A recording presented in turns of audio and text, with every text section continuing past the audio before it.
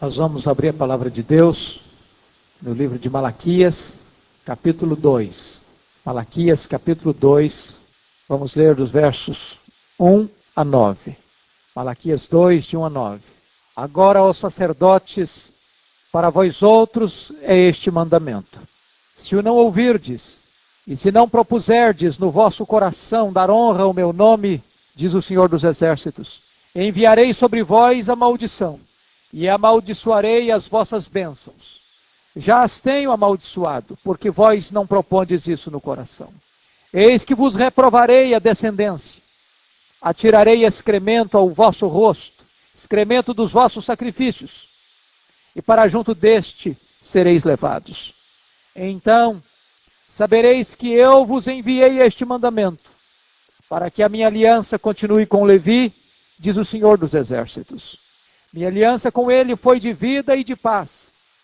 Ambas lhe dei eu para que me temesse. Com efeito, ele me temeu e tremeu por causa do meu nome. A verdadeira instrução esteve na sua boca, e a injustiça não se achou nos seus lábios. Andou comigo em paz e em retidão, e da iniquidade apartou a muitos. Porque os lábios do sacerdote devem guardar o conhecimento, e da sua boca devem os homens procurar a instrução, porque ele é mensageiro do Senhor dos Exércitos. Mas vós vos tendes desviado do caminho, e por vossa instrução tendes feito tropeçar a muitos. Violastes a aliança de Levi, diz o Senhor dos Exércitos. Por isso, também eu vos fiz desprezíveis e indignos diante de todo o povo, visto que não guardastes os meus caminhos e vos mostrastes parciais no aplicardes a lei. Nós vamos meditar sobre o tema ministro, bênção ou maldição? O ministro é uma bênção ou é uma maldição? A princípio precisamos afirmar que esta palavra é dirigida aos sacerdotes. E como entendemos que nós somos uma raça de sacerdotes, esta palavra é dirigida a nós. Eu quero pontuar duas coisas aqui à guisa de introdução. Em primeiro lugar, a obediência produz bênção, enquanto a desobediência acarreta maldição. Vejam vocês que quando o povo de Israel estava para entrar na terra prometida, lá em Deuteronômio 28, há ali uma lista de bênçãos e uma lista de maldições. Deus propôs para o povo o caminho da bênção e o caminho da maldição, a vida e a morte. Deus estabeleceu os critérios: se vocês fizerem isso e aquilo outro, vocês serão abençoados. Mas se vocês não fizerem o que eu estou mandando, se vocês não obedecerem, a maldição virá sobre você. E quando você lê em Deuteronômio capítulo 28, a partir do verso 64, até o verso 67, Deus havia dito para o povo que se eles não obedecessem, eles seriam desterrados, eles seriam expulsos, eles seriam exilados em terra estrangeira, eles perderiam a sua pátria, eles perderiam a sua liberdade, eles perderiam a sua paz, eles viveriam debaixo de espanto, de medo, de terror. E o povo não obedeceu a Deus. E Deus avisou o povo. E Deus mandou profetas. E Deus enviou mensageiros. E o povo não ouviu a Deus. E então Deus cumpriu rigorosamente a promessa e desterrou o povo. Mas também Deus trouxe esse povo de volta. Deus restaurou este povo. Deus o colocou de volta na sua terra. Deus não restaurou mais a monarquia. Agora eles não são mais uma nação política propriamente dito, mas um rebanho religioso. Agora eles estão sob a liderança dos sacerdotes, que de certa forma ocupa a vez do profeta e a vez do juiz. O segundo ponto que eu quero destacar é que a liderança espiritual nunca é neutra, ela é uma bênção ou ela é uma maldição. Porque agora estes sacerdotes, que deveriam doutrinar o povo, ensinar o povo e conduzir o povo pelos caminhos da verdade, esses sacerdotes começam a se corromper, começam a se desviar, começam a desonrar a Deus, começam a furtar do povo a palavra de Deus. E desta forma, quando o povo, quando o sacerdote, quando o líder não honra a Deus, o povo desvia-se de Deus. E o sacerdote, em vez de ser bênção, torna-se maldição. Em vez de ser ministro da reconciliação, torna-se pedra de tropeço. E desta maneira, o povo vai sofrer as consequências. E Oséias já avisara isso. O meu povo, diz o Senhor, está sendo destruído porque lhe falta o conhecimento, porque o sacerdote abandonou o conhecimento, desprezou o conhecimento. Esta é a introdução deste ponto, desse texto que queremos expor. Nós vamos dividir esse texto em 3 partes distintas. A primeira parte, as bênçãos ministeriais transformadas em maldição. Isso está claramente definido nos versos 1 ao verso 4. Este é um ponto dramático e triste. Deus vai transformar as bênçãos sacerdotais, ministeriais, em maldição. Primeiro ponto, a natureza da maldição sobre as bênçãos. Notem vocês que a maldição cai sobre os próprios ministros. Olha o verso 2. Sua Bíblia aberta, por favor. Se o não ouvirdes, e se não propuserdes no vosso coração dar honra ao meu nome, diz o Senhor dos Exércitos, enviarei sobre vós a maldição. Notem vocês que isto é o reverso da promessa original para a obediência. Em vez de Deus enviar sobre o povo a bênção, Deus envia sobre o povo a maldição. Esta maldição não vai alcançar alguma coisa, essa maldição vai alcançar alguém. Essa maldição vai alcançar os próprios ministros celebrantes, os próprios sacerdotes. Vejam vocês, em outro aspecto, a maldição cai sobre as próprias bênçãos dadas pelos ministros. Vejam aí no verso 2, quando Deus diz assim: e amaldiçoarei as vossas bênçãos. Notem isso.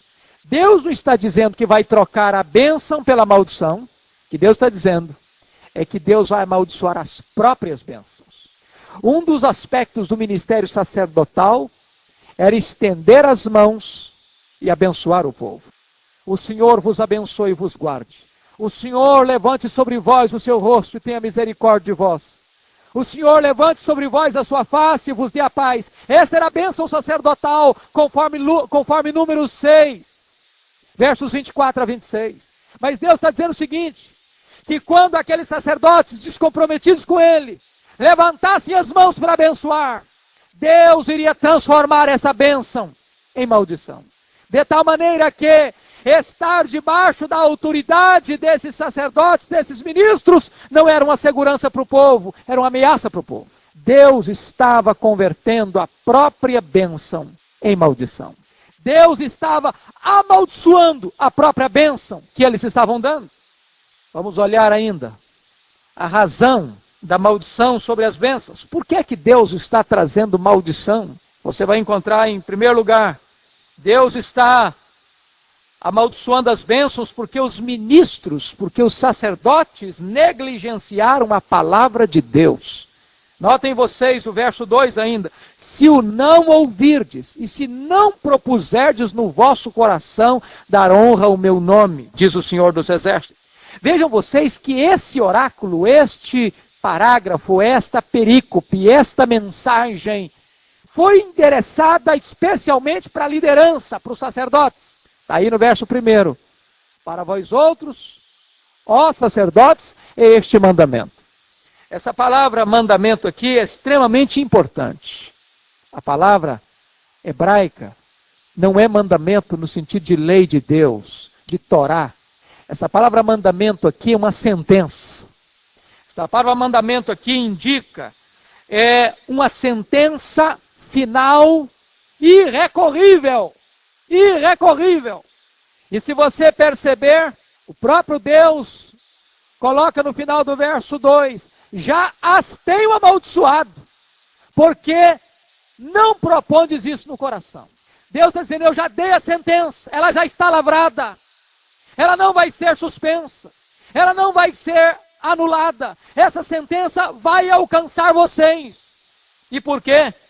Porque os ministros de Deus não propuseram honrar a palavra de Deus, negligenciar a palavra de Deus. Meus irmãos, que coisa triste, quando os homens que deviam ensinar a palavra de Deus, que deveriam ministrar a palavra de Deus, negligenciam isso. E fazem este trabalho com negligência. Eu fico impressionado quando vejo, por exemplo, alguns segmentos religiosos hoje, que desencorajam seus pastores de estudar, achando que quando o ministro se prepara para pregar, ele está desonrando o Espírito Santo.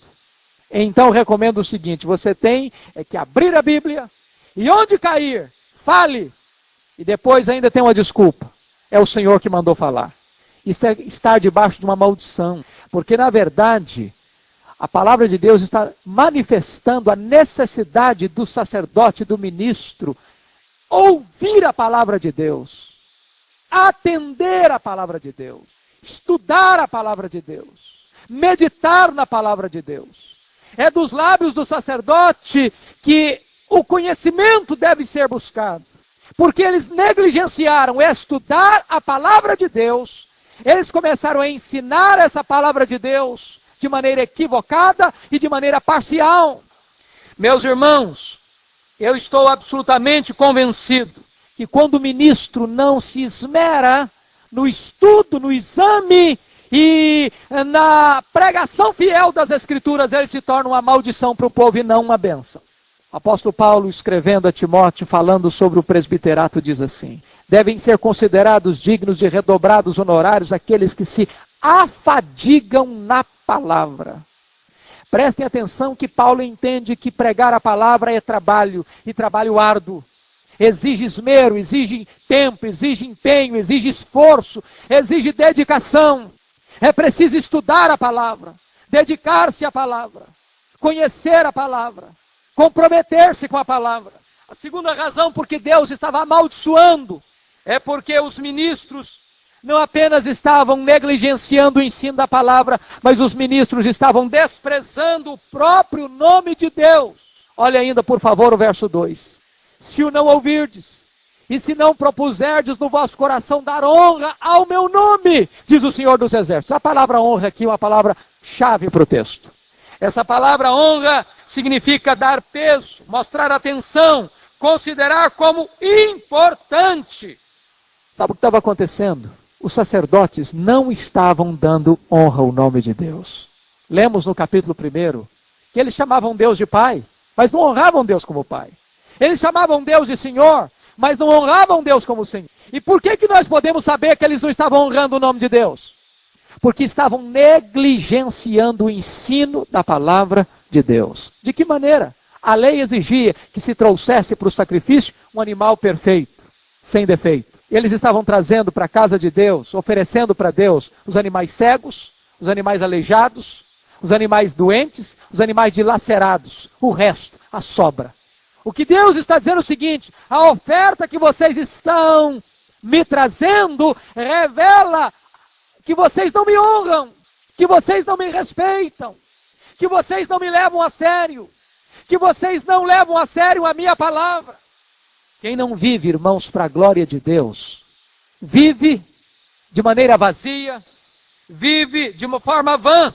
Os pregadores que não levam Deus a sério, não levam a palavra de Deus a sério, acarretam maldição e não bênção para o povo de Deus. Vamos ver uma terceira coisa dentro desse primeiro ponto da nossa mensagem. Quais são as implicações? Quais são as implicações da maldição sobre as bênçãos? A primeira implicação é uma descendência reprovada. Veja o verso 3. Eis que vos reprovarei a descendência. Quando o líder, quando o ministro, quando o sacerdote não honra Deus, não honra a palavra de Deus, então a maldição o alcança. Mas não apenas o alcança, alcança também a sua descendência. Essa palavra descendência aqui, na língua hebraica, significa semente. Por isso os estudiosos dão a ela um duplo significado.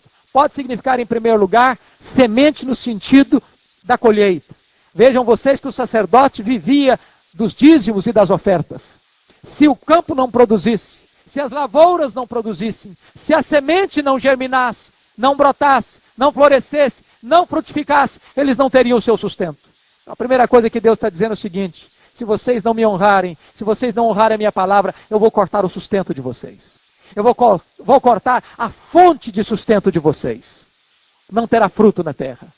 Mas também o significado mais claro desse texto é que vocês não terão posteridade, vocês não terão a descendência, vocês não terão continuidade no ministério. Vocês lembrem que o sacerdócio era da tribo de Levi. Deus está dizendo: eu não vou permitir continuidade da família de vocês no ministério. Desta maneira, irmãos, Deus está aí reprovando a sua descendência. Segunda coisa, segunda implicação, uma liderança desonrada. Segunda implicação do sacerdote não honrar a Deus nem a palavra de Deus é que ele vai ter uma liderança desonrada. Veja o versículo 3: atirarei excremento aos vossos rostos, excremento dos vossos sacrifícios. Porque eles trouxeram o pior para Deus. Agora Deus está dizendo: eu vou dar o pior para vocês. Vocês me trouxeram animais cegos, doentes, dilacerados. Pois bem, eu vou jogar no rosto de vocês o excremento desses sacrifícios. Esse sacrifício para mim é desprezível. Vocês estão me desonrando, me desprezando, pois eu também vou desonrar vocês. Jogar alguma coisa no rosto de alguém é a mais alta forma de desonra. Deus está dizendo: vocês me desonraram, pois eu também os desonrarei. E o que Deus está dizendo é que Deus vai fazer isso publicamente. Publicamente. Ele está dizendo: atirarei excremento ao vosso rosto, excremento dos vossos sacrifícios, de forma pública. Terceira coisa que vai acontecer: uma liderança não apenas desonrada, mas uma liderança rejeitada. Olha o verso 3 ainda: e para junto deste excremento sereis levados. O que está acontecendo aqui? Você sabe que, de acordo com a lei de Deus, lá em Êxodo 29:14, Levíticos 4:11, o excremento tinha que ser tirado do altar, levado para fora do arraial e queimado para fora, lá fora do arraial. Quando Deus está dizendo que não apenas iria lançar excremento no rosto dos sacerdotes, mas para junto deste o sacerdote ia ser levado, Deus estava dizendo o seguinte: eu vou rejeitar vocês. Eu vou interromper o ministério de vocês. Eu vou fazer cessar a atividade de vocês. Eu vou expulsar vocês do ministério. É isso que Deus estava dizendo. Eles não continuariam mais sendo sacerdotes. Irmãos, esse é um ponto extremamente solene. Extremamente solene. Aqueles que zombam de Deus, aqueles que brincam com o pecado, aqueles que não levam Deus a sério, aqueles que não levam a palavra de Deus a sério, mas hoje, mais amanhã, serão apanhados. Mas hoje ou mais amanhã, vão passar por um opróbrio público. E Deus vai chegar para eles e vai lhes dizer: basta, chega, acabou. E tira-os do ministério, tira-os da sua atividade. Corta-lhes o privilégio de ministrarem em nome de Deus. Quarto lugar, vejam vocês que fato dramático aqui. Uma liderança que só atenta para Deus quando já é tarde demais. Veja o verso 4, quando diz assim: então sabereis que eu vos enviei este mandamento, para que a minha aliança continue com Levi, diz o Senhor dos Exércitos. Esse então é extremamente importante para entender o texto. Porque esse texto quer dizer o seguinte: que esses sacerdotes só vão entender que Deus está falando com eles quando eles forem apanhados, quando eles forem flagrados, quando eles forem expostos ao opróbrio, quando eles forem expostos à vergonha pública, quando Deus interromper definitivamente o ministério deles. Só então eles vão entender que Deus está falando com eles. Que coisa triste que esses sacerdotes permitiram chegar a esse ponto. Que eles não ouviram a voz de Deus enquanto era tempo. Que eles não se corrigiram enquanto era tempo. Que eles não acertaram a vida com Deus enquanto era tempo. Que eles não aplicaram o coração para serem fiéis a Deus e a sua palavra enquanto era tempo. Só depois da tragédia é que eles foram se aperceber e que eles foram escutar Deus falando com eles. Então esse é o primeiro ponto desta mensagem solene de Deus. Deus está transformando bênção em maldição. Segundo ponto, irmãos, é um ponto extremamente bonito, positivo, glorioso. A bênção de ser um verdadeiro ministro de Deus. A bênção de ser um sacerdote fiel a Deus. Está aí nos versos 5, 6 e 7 do nosso texto. Primeiro ponto, como é que você conhece um ministro fiel, verdadeiro? Um verdadeiro ministro mantém um profundo relacionamento com Deus. Versos 5 e 6. Com efeito, ele me temeu e tremeu por causa do meu nome. Lá no verso 6 dizia, andou comigo em paz e em retidão. Notem vocês algo glorioso aqui, irmão. Andar com Deus é mais importante do que trabalhar para Deus. Notem isso, por favor. Andar com Deus é mais importante do que trabalhar para Deus.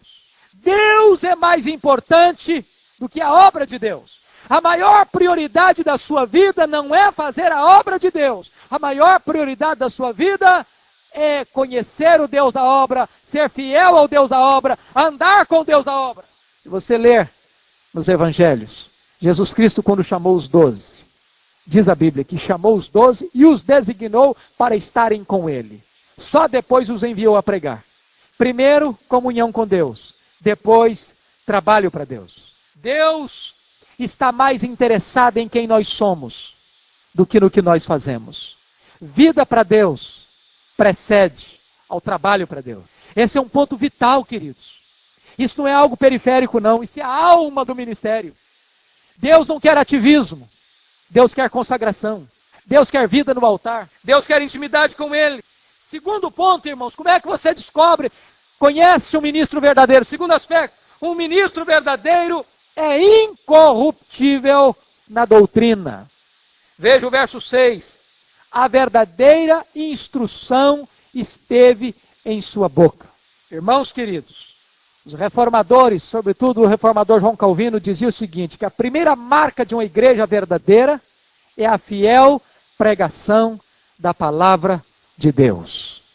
Você quer saber se uma igreja é verdadeira ou falsa? Você quer saber se uma igreja é de Deus ou não é de Deus? Você quer saber se uma igreja está afinada com a vontade de Deus ou não? Veja o que ela está pregando. Se a pregação for fiel às Escrituras, é uma igreja de Deus. Essa é a primeira marca de uma igreja genuína. Essa é a primeira marca de um ministro fiel. É se ele tem uma doutrina incorruptível.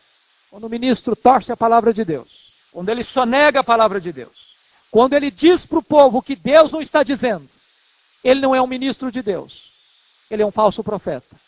Porque ele está substituindo as palavras de Deus pelas suas próprias. Ele está dizendo em nome de Deus o que Deus não está falando. Ele está exortando em nome de Deus o que Deus não está exortando. Ele está proibindo em nome de Deus o que Deus não está proibindo. Queridos irmãos, isso também não é coisa periférica.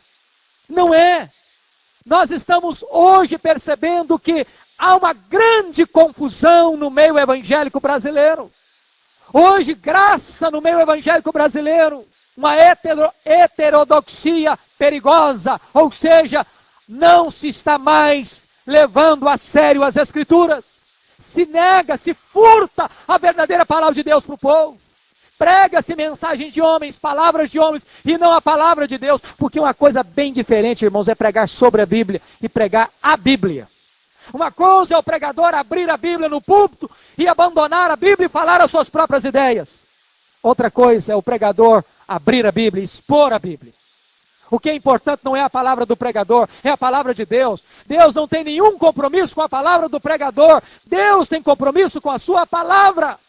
O pregador não pode dar palha para o povo em vez do trigo. Ele não pode manter e alimentar o povo com ideias humanas, com doutrinas humanas, mas com o manjar, com o banquete das iguarias de Deus, exaradas na sua palavra.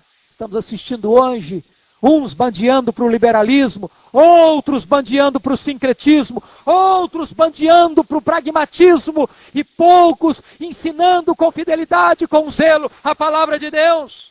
O apóstolo Paulo exorta, no ensino, mostra integridade, reverência, linguagem sadia e irrepreensível, para que o adversário seja envergonhado, não tendo indignidade nenhuma que dizer a nosso respeito. Terceira marca de um ministro fiel. Um verdadeiro ministro é estudioso e proclamador da palavra de Deus. Preste atenção nisso. Ele é estudioso e proclamador. Veja o verso 7. Porque os lábios do sacerdote devem guardar o conhecimento. Irmãos, ninguém guarda conhecimento sem estudar. Ninguém. Ninguém. Não se aprende por osmose.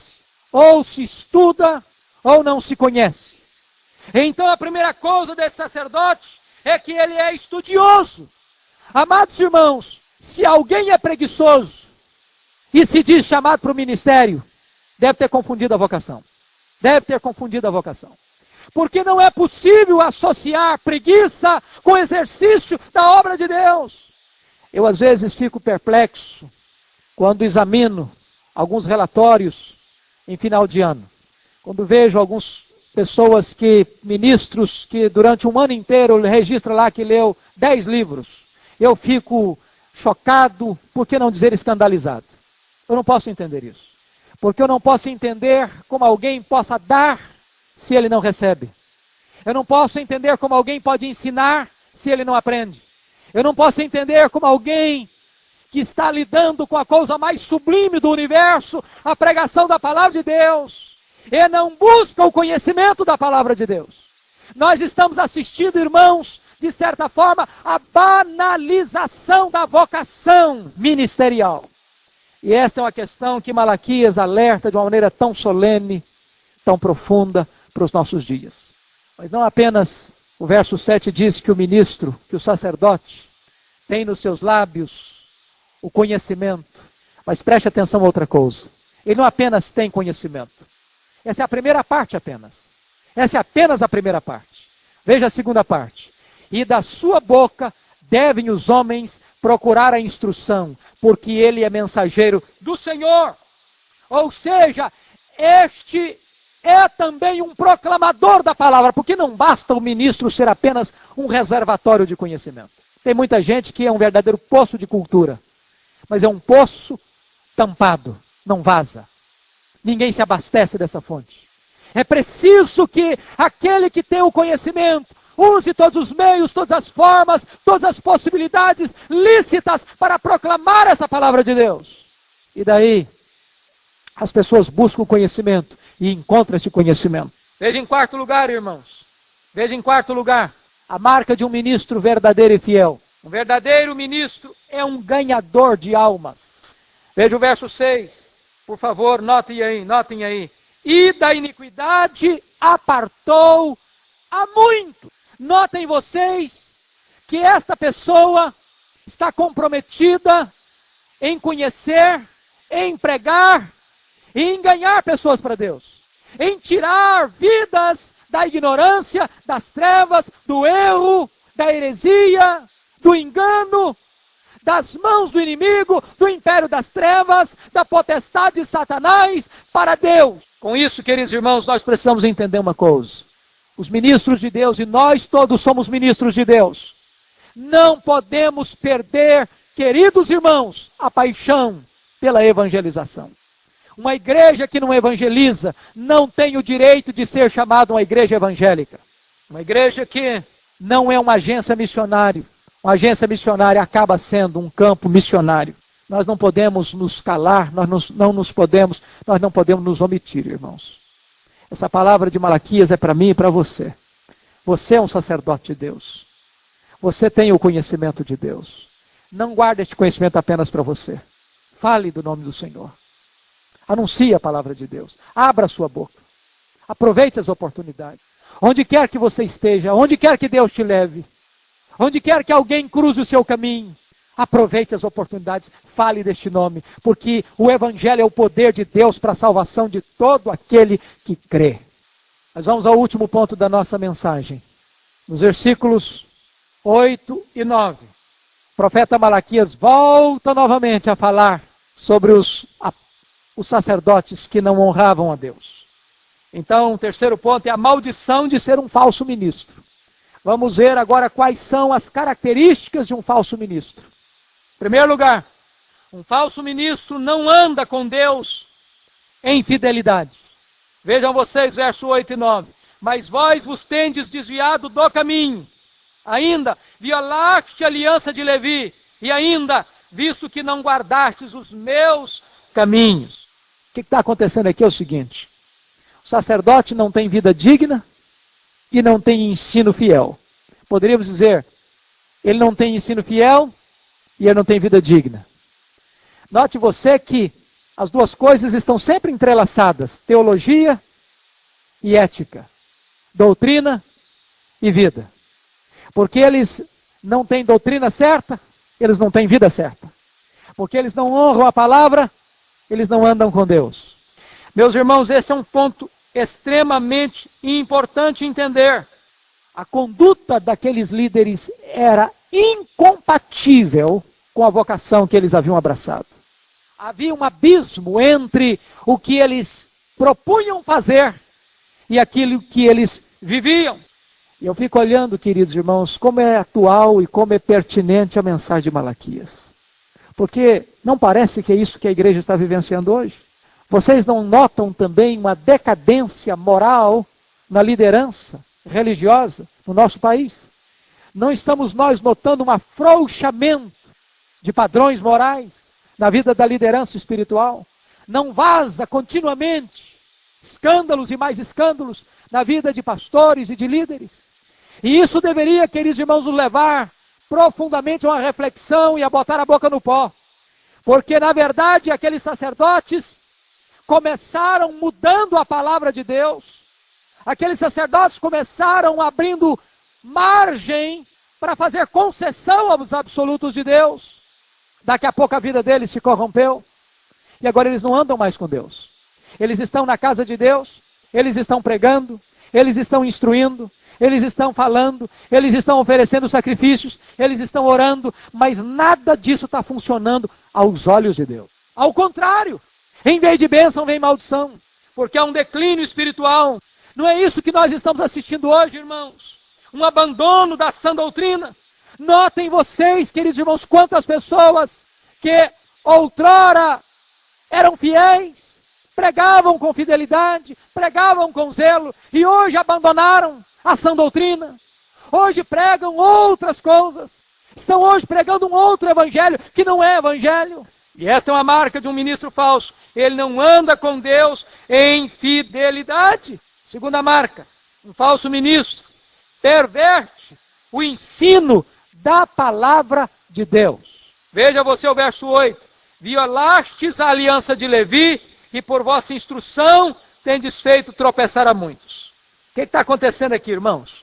Na verdade, esses sacerdotes estavam querendo fazer o seguinte: obter popularidade mudando os preceitos de Deus. Pensando o seguinte: bom, a lei manda que você deve trazer um cordeiro sem defeito. Isso é a Bíblia que diz. Mas nós não queremos sobrecarregar vocês, os dias são tão difíceis. Pegar um macho do rebanho perfeito, você pode estar pegando a matriz. Você sabe que quando você pega a matriz, você pode perder muito dinheiro. Você pode estar deixando de ter lucro. Então vou fazer o seguinte: o que vai fazer diferença? Traz o aleijado mesmo, traz o cego mesmo. Para Deus não vai fazer diferença. Para Deus qualquer coisa serve. E desta maneira, procurando aliviar o que a Bíblia ensina, desta maneira, torcendo o que a Bíblia ensina, desta maneira, dizendo: olha, não importa não, qualquer coisa serve, Deus é tolerante, Deus é misericordioso, Ele vai aceitar de qualquer jeito. Eles estavam pervertendo o ensino da palavra de Deus. Sabe o que acontece? Isso a gente chama de pragmatismo. Pragmatismo é quando você deixa de lado a verdade. Diz o seguinte: não vamos preocupar com a verdade. O povo vai gostar disso, vai favorecer o povo. O povo vai sentir-se mais aliviado. Vai poder dar, o animal que está lá dilacerado no campo, foi mordido por uma fera, já vai apodrecer mesmo, já não vai valer para nada mesmo. Vamos trazer para Deus. Isso é pragmatismo, vai funcionar. E Deus então diz: não se pode negociar a palavra de Deus. Meus irmãos, eu fico olhando hoje quantos desvios teológicos, doutrinários, quantas heresias, quantas novidades, quantos ensinos estranhos, quantas pessoas que juraram diante do povo de Deus fidelidade às Escrituras e que hoje negam essa fidelidade. Quantas vezes hoje o Evangelho de Deus se transformando num produto, num comércio. Quantas vezes os ministros de Deus hoje levando o evangelho para uma praça de barganha. Quantas vezes hoje a igreja se transformando em verdadeira empresa particular. Quantas vezes hoje o evangelho se transformando num produto, o púlpito num balcão e os crentes em consumidores. Na verdade, o que está acontecendo hoje é aquilo que Eliseu denunciou, a morte na panela, a morte nos seminários, a morte nos púlpitos, a morte nos livros, a morte nas músicas. E nós, irmãos, precisamos parar e refletir que nós não podemos mudar a palavra de Deus ao nosso bel prazer. Do contrário, estaremos fadados a sermos falsos ministros. Terceiro lugar, falso ministro é pernicioso em seu ensino e em seu exemplo. Veja o verso 8. E por vossa instrução tendes feito tropeçar a muitos. Vejam vocês, eles não apenas não instruíram o povo na verdade, como instruíram o povo no erro. Eles não foram neutros. O ensino deles e a vida deles tornaram-se uma pedra de tropeço para o povo. Em vez de serem ministros da reconciliação, se tornaram pedra de tropeço na vida do povo. Significa o seguinte, que estar debaixo da liderança de alguém que não leva a palavra de Deus a sério pode ser um grande risco, pode ser um tropeço e não uma bênção para a sua vida. Quinto lugar, ou melhor, quarto lugar. Como é que você conhece um falso ministro? Você conhece um falso ministro quando ele é parcial na aplicação da lei de Deus, da palavra de Deus. Veja o verso 9. E vos mostrastes parciais no aplicardes a lei. O que está dizendo aqui? O ministro de Deus, pregador da palavra de Deus, o professor de escola dominical, aquele que ensina as escrituras, não pode advertir um e cortejar outro. Ele não pode ter dois pesos e duas medidas. Ele não pode favorecer um e condenar o outro. Ele não pode olhar para o seu público, para o seu auditório, para a sua congregação, para o seu rebanho e ter posturas diferenciadas. Meus amados irmãos, isso é parcialidade. E há na Bíblia sérias exortações sobre isso para os juízes, para não serem parciais, para não favorecer os ricos e oprimir os pobres. E nesse contexto aqui, os sacerdotes agrupavam a função de juiz, de profeta e de sacerdote. E eles não podiam ser parciais na aplicação da lei de Deus. Finalmente, como é que você pode conhecer um falso ministro? Um falso ministro será inevitavelmente desacreditado em público. Vejam, por favor, o verso 9.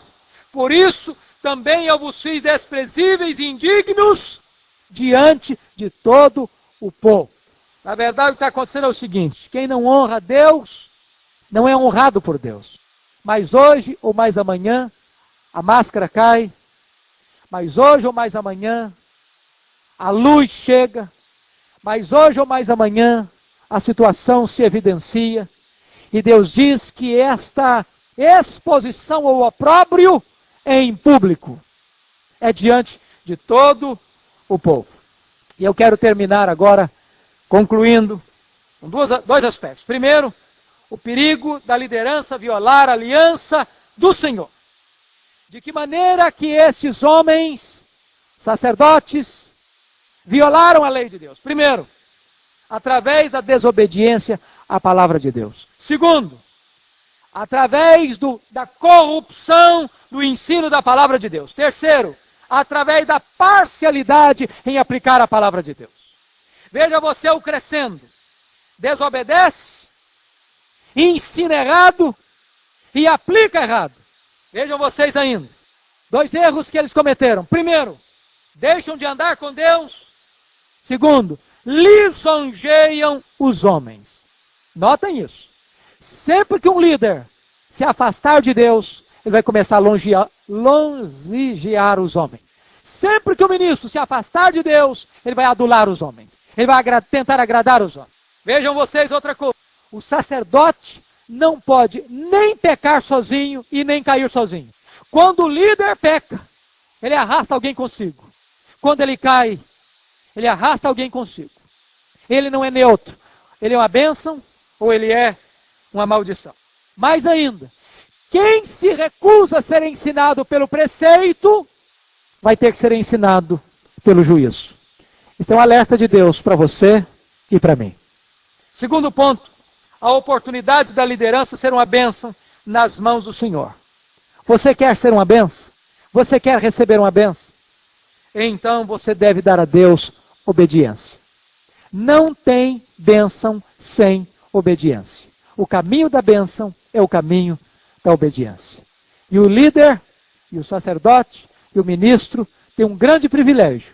O privilégio de ganhar outros para Deus. O privilégio de afastar do caminho do mal muitas pessoas. O privilégio não só de ir para o céu, mas o privilégio de colocar neste caminho, que é Jesus, outras pessoas, para que elas sejam reconciliadas com Deus.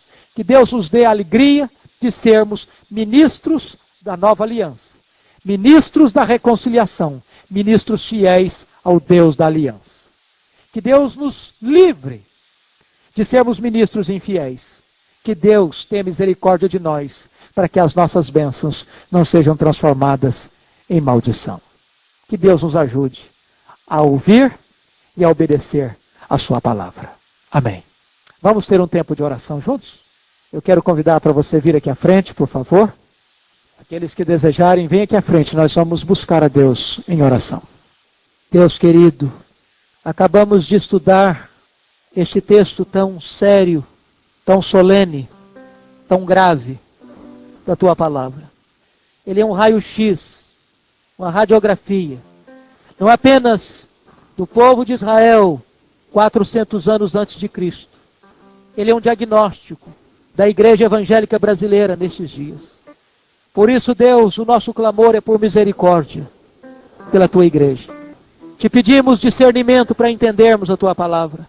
Te pedimos a capacidade de discernirmos entre o certo e o errado, entre o precioso e o vil, para que não venhamos à semelhança daqueles sacerdotes a mudar a tua lei, a transigir com a verdade, a pregar palavras de homens, em vez de dar ao povo a palavra do Deus vivo.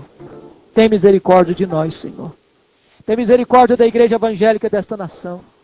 Tem misericórdia, Senhor, da nossa denominação. Tem misericórdia desta igreja local, Senhor. Ajuda-nos a permanecermos firmes e fiéis na exposição da tua palavra.